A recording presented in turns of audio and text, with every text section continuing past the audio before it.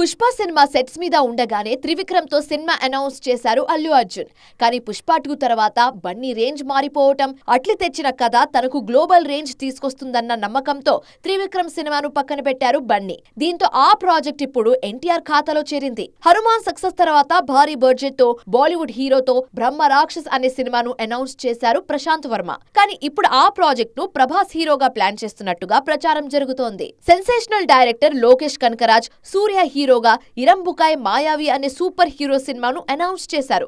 అది తన dream project అని కూడా చెప్పారు. కానీ ఇప్పుడు ఏమైందో ఏమో గానీ ఆ సినిమాను అమీర్ ఖాన్ హీరోగా తెరకెక్కించేందుకు రెడీ అవుతున్నారు. బలగం సినిమా తెరకెక్కించిన వేణు నెక్స్ట్ నాని హీరోగా ఎల్లమ్మ అనే సినిమా అనౌన్స్ చేశారు. కానీ నాని బిజీగా ఉండడంతో ఆ సినిమా నితిన్ చేతిలో పడింది. ప్రెజెంట్ సెట్స్ మీద ఉన్న పెద్ద సినిమా విషయంలో కూడా ఇలాంటి టాకే వినిపిస్తోంది. ఉప్పెన సక్సెస్ తర్వాత ఎన్టీఆర్ హీరోగా స్పోర్ట్స్ డ్రామా చేయాలనుకున్నారు బుచ్చిబాబు. ఇప్పుడు చరణ్ తో చేస్తున్న పెద్ద కూడా స్పోర్ట్స్ డ్రామానే కావటంతో ఎన్టీఆర్ తో ప్లాన్ చేసిన సినిమానే చరణ్ ఖాతాలో పడిందన్న డౌట్స్ రేజ్ అవుతున్నాయి. ఇలా స్టార్ హీరోల సినిమాలు కూడా చేతులు మారుతూ ఉండడం ఇండస్ట్రీ సర్కిల్స్ లో ఆసక్తికరంగా మారింది.